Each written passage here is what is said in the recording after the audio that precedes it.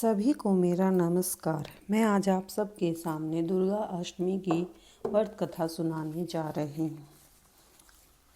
यह त्यौहार अश्विनी शुक्ल पक्ष अष्टमी को आता है। इस दिन दुर्गा देवी की पूजा की जाती है। भगवती दुर्गा को उबले हुए चने, हलवा, पूड़ी, खीर, पुआ आदि का भोग लगाया जाता है। बहुत से व्यक्ति इस महाशक्ति को प्रसन्न करने के लिए हवन आदि भी करते हैं। जहाँ शक्ति को अधिक मान्यता दी जाती है वहाँ बहुत बड़ा उत्सव मनाया जाता है। इस दिन कन्या लांगुरा जमावे देवी जी की जोत करे। कथा हिंदुओं के प्राचीन शास्त्रों के अनुसार दुर्गा देवी 9 रूपों में प्रकट हुई है।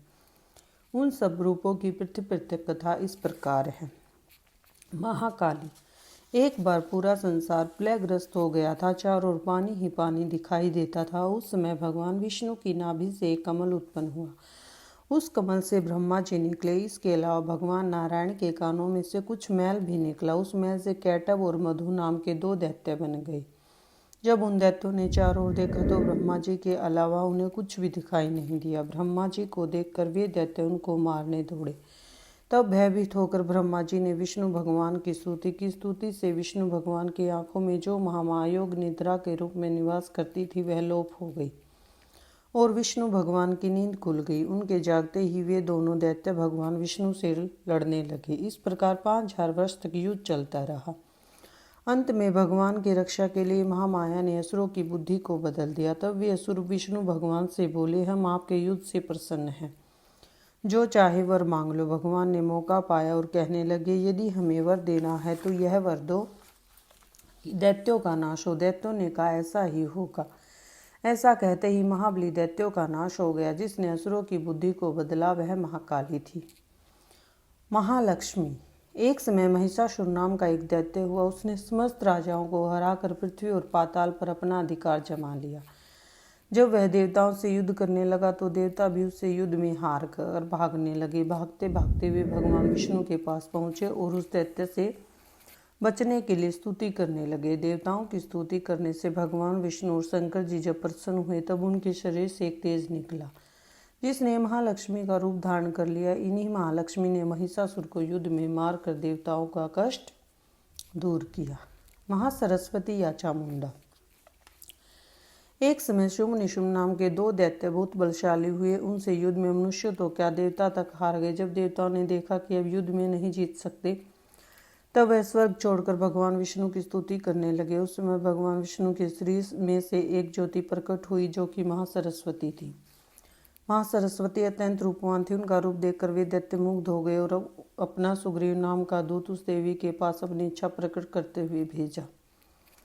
उस दूत को देवी ने वापस कर दिया। इसके बाद उन दोनों ने कुछ सोच समझकर अपने सेनापति धूम्राक्ष को सेना सहित भेजा, जो देवी द्वारा सेना सहित मार दिया गया। फिर चंडमुंड लड़ने आए और वह भी मार डाले गए। इसके बाद रक्त बीज लड़ने आया, जिसके रक्त की एक बूंद जमीन पर गिरने से एक वीर पैदा होता था। वह बहुत बलवान था, उसे भी देवी ने मार गिराया। अंत में चामुंडा से शुंभ निशुंभ दोनों स्वयं लड़ने आए और देवी के हाथों मारे गए। सभी देवता दैत्यों की मृत्यु के बाद वह बहुत खुशी और अपना अपना कार्य करने लगे। योग माया। जब कंस ने वसुदेव देवकी के 6 पुत्रों का वध कर दिया था और 7वें गर्भ में शेषनाग बलराम जी आए, जो रोहिणी के गर्भ में प्रवेश होकर प्रकट हुए, तब 8वां जन्म श्री कृष्ण जी का हुआ। साथ ही साथ गोकुल में यशोदा जी के गर्भ में योग माया का जन्म हुआ, जो वसुदेव जी द्वारा कृष्ण के बदले मथुरा में लाई गई थी। जब कंस ने कन्या स्वरूपा उस योग माया को मारने के लिए पटकना चाहा तो वह हाथ से छूट के आकाश में जाकर देवी का रूप धारण कर लिया। आगे चलकर इसी योग माया ने कृष्ण के साथ योग विद्या और महाविद्या बनकर कंस, चाणूर आदि शक्तिशाली असुरों का संहार किया। रक्तदंतिका। एक बार वैपचित्ति नाम के असुर ने बहुत कुकर्म करके पृथ्वी को व्याकुल कर दिया। उससे मनुष्य ही नहीं बल्कि देवताओं तक को बहुत दुख हुआ। देवताओं और पृथ्वी की प्रार्थना पर उस समय दुर्गा देवी ने रक्तदंतिका नाम से अवतार लिया और वैपचित्ति आदि असुरों का मान मर्दन कर डाला। यह देवी असुरों को मारकर उनका रक्तपान किया करती थी। इस कारण से इनका नाम रक्तदंतिका विख्यात हुआ। शाकुंभरी। एक समय पृथ्वी पर लगातार 100 वर्षों तक पानी की वर्षा न हुई। इस कारण चारों ओर हाहाकार मच गया। सभी जीव भूख और प्यास से व्याकुल हो मरने लगे। उस समय मुनियों ने मिलकर देवी भगवती की उपासना की। तब जगदम्बा ने शाकुंभरी नाम से स्त्री रूप में अवतार लिया और उनकी कृपा से जल की वर्षा हुई, जिससे पृथ्वी के समस्त जीवों को जीवन दान प्राप्त हुआ। ब्राह्मणी देवी। एक बार अत्याचारी अरुण नाम का एक असुर पैदा हुआ। उसने स्वर्ग में जाकर उपद्रव करना शुरू कर दिया। देवताओं की पत्नियों का अस्तित्व नष्ट करने की कुछ चेष्टा करने लगा। अपने अस्तित्व की रक्षा के लिए देव पत्नियों ने भौरों का रूप धारण कर लिया और दुर्गा देवी की प्रार्थना करने लगी। देव पत्नियों को दुखी देख जानकर माता दुर्गा ने ब्राह्मणी का रूप धारण कर उस असुर को मार डाला और देव पत्नियों की रक्षा की।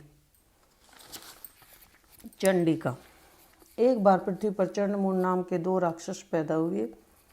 वे दोनों इतने बलवान थे कि संसार में अपना राज्य फैला लिया और स्वर्ग के देवताओं को हराकर वहां भी अपना अधिकार जमा लिया। इस प्रकार देवता बहुत दुखी हुए और देवी की स्तुति करने लगे। तब देवी चंडिका के रूप में अवतरित हो चंडमुंड नामक राक्षसों को मारकर संसार का दुख दूर किया। देवताओं का गया हुआ स्वर्ग उन्हें पुण्य दिया। इस प्रकार चारों ओर सुख का राज्य छा गया। श्री दुर्गा जी। एक समय भारतवर्ष में दुर्गम नाम का राक्षस हुआ, जिसके डर से पृथ्वी, स्वर्ग और पाताल में निवास करने वाले लोग भयभीत रहते थे। ऐसी विपत्ति के समय भगवान की शक्ति ने दुर्गा या दुर्गेशनी के नाम से अवतार लिया और दुर्गम राक्षस को मारकर ब्राह्मणों और हरिभक्तों की रक्षा की। दुर्गम राक्षस को मारने के कारण ही तीनों लोकों में इनका नाम दुर्गा देवी प्रसिद्ध हो गया। बोलो दुर्गा माँ की जय हो। सब